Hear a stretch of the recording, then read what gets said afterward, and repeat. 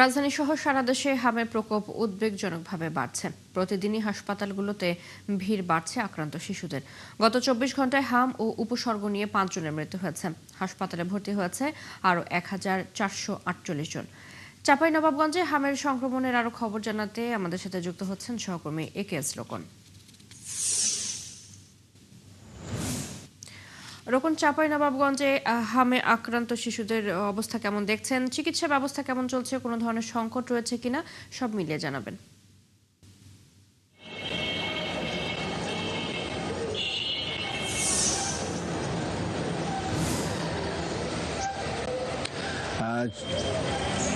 চৈতি, আপনি যেমনটি জানতে চাচ্ছিলেন যে পরিস্থিতি আসলে খুব একটা উন্নতি হয়নি, কারণ চাঁপাইনবাবগঞ্জে যে হামের প্রাদুর্ভাব গত ২ মাস থেকে চলছে সেটা এখনো বলবৎ রয়েছে এবং চিকিৎসা ব্যবস্থা, ডাক্তার সংকট এবং নার্স সংকটের কারণে কিন্তু খুব একটা উন্নতি হয়নি। তবে একটা বিষয় হচ্ছে যে যেখানে গাদাগাদি করে তারা অবস্থান করছিল মাত্র একটি মাত্র ঘরে, সেখানে আরেকটি ঘর বাড়িয়ে এখন ২টি ঘরে সন্দেহভাজন হাম রোগীরা অবস্থান করছে, যার কারণে কিছুটা অবস্থানগতভাবে কিছুটা উন্নয়ন হলেও কিন্তু চিকিৎসা ব্যবস্থা তেমন একটা উন্নয়ন হয়নি। আর গত ২৪ ঘন্টায় চাঁপাইনবাবগঞ্জে গত ৪৮ ঘন্টায় ৩১ জন ভর্তি হয়েছিল, তবে গত ২৪ ঘন্টায় এর সংখ্যা কিছুটা কমেছে, ২৮ জনে নেমে এসেছে এবং এই পর্যন্ত এই হামের কারণে মারা গেছে প্রায় ৭ জন। যদিও তারা হামের জীবাণুর বাহিত কারণে মারা গেছে কিনা তা নিশ্চিত হওয়া যায়নি।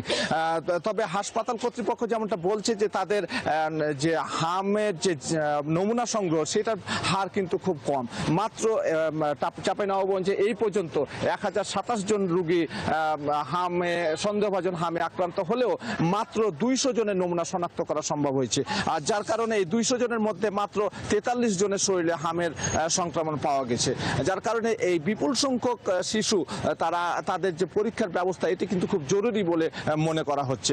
আর আপনি জানেন যে চাঁপাইনবাবগঞ্জকে অতি ঝুঁকি আওতায় আনা হয়েছিল, যার কারণে কিন্তু তড়িঘড়ি করে ২টি উপজেলায় টিকা দেওয়া শুরু হয়েছিল এবং সেটি এখনো চলমান রয়েছে। বর্তমানে টিকা দেওয়া হয়েছে ১,৭২,০০০ শিশুকে, তার মধ্যে শুধু শিবগঞ্জ উপজেলায় ৭২,০০০ শিশুকে হামের টিকা দেওয়া হয়েছে।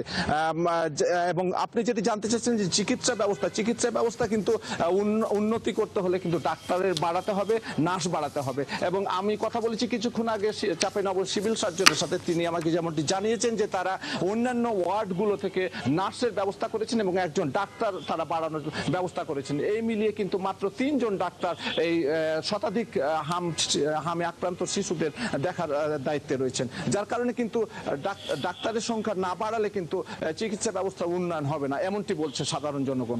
এই ছিল আমার কাছে সর্বশেষ চৈতি। রোকন, ধন্যবাদ আপনাকে।